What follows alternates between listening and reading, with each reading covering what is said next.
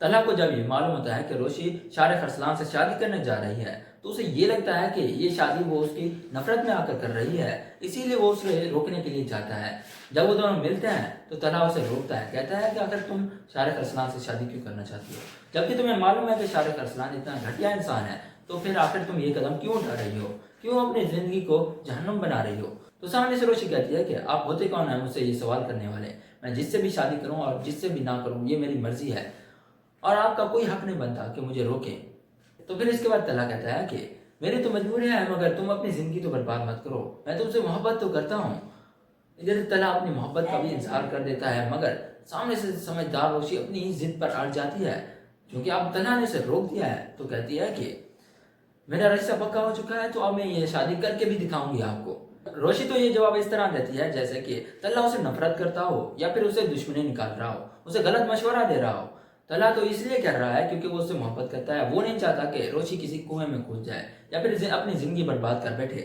रोशी इतना ताक जवाब देती है लेकिन फिर भी तला उसे रोकने की कोशिश करता है, उसे समझाने की कोशिश करता है, मगर यहाँ पर रोशी तो ओवर कॉन्फिडेंस हो जाती है, कहती है कि बस मुझे आपकी कोई भी बात नहीं सुननी, आप आइंदा मुझे कांटेक्ट करने की कोशिश मत करना क्योंकि मैं आपकी बात नहीं सुनना चाहती। इसके बाद रोशी वहां से चली जाती है।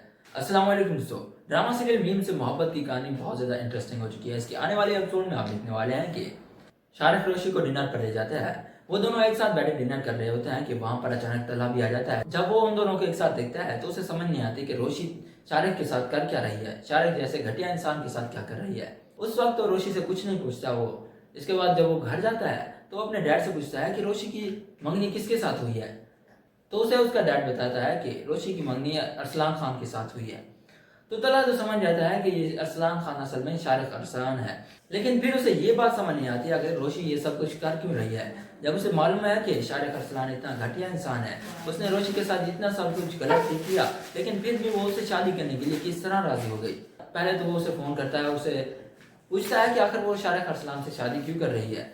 तो सामने से रोशी कहती है कि शारिक जितना भी बुरा इंसान हो आप जैसा तो कम से कम नहीं है, आपने मेरी इतनी इंसल्ट की, अब आपका हक भी नहीं बनता कि आप मुझसे पूछें कि मैं किससे शादी कर रही हूँ और किससे नहीं। लेकिन फिर भी तला उसे समझाता है कि ये शादी मत करो क्योंकि शारिक अरसलान बिल्कुल भी अच्छा इंसान नहीं है। लेकिन रोशी उसकी कोई बात नहीं सुनती और कहती है कि आइंदा मुझे कांटेक्ट मत करना। इसके बाद वो फोन बंद कर देती है।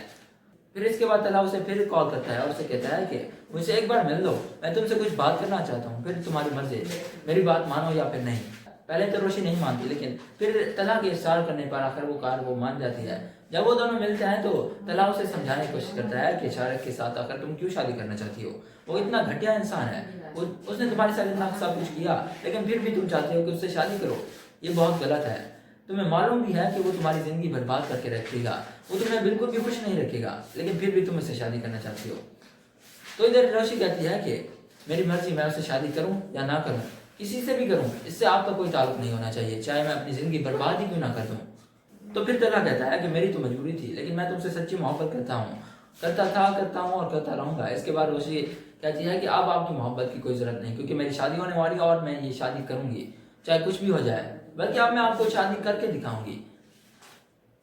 इसके बाद वहां से रोशी चली जाती है।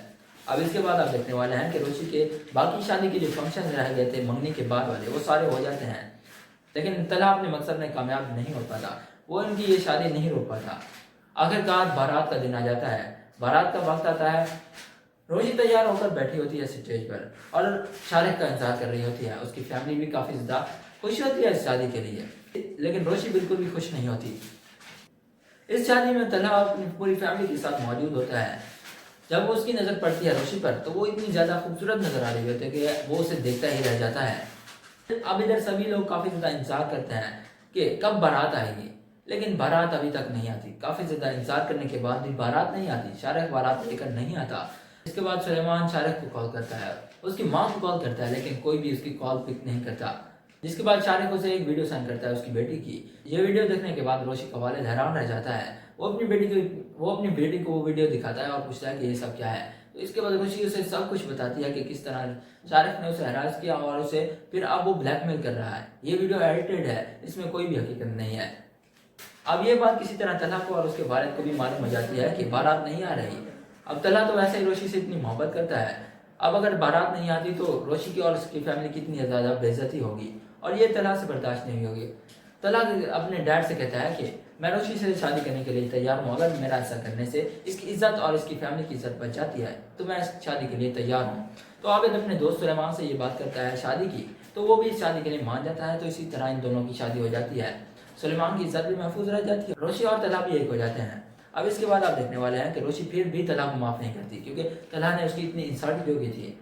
उसने ये शादी सिर्फ और सिर्फ अपनी फैमिली की वजह से की है, क्योंकि अगर वो ये शादी ना करती तो उसकी फैमिली की काफ़ी ज़्यादा इंसल्ट होनी थी। तो ये थी हमारी आज की ये वीडियो। अगर वीडियो पसंद आए तो इसे लाइक करें और हमारे चैनल को सब्सक्राइब करें। शुक्रिया, अल्लाह हाफिज़।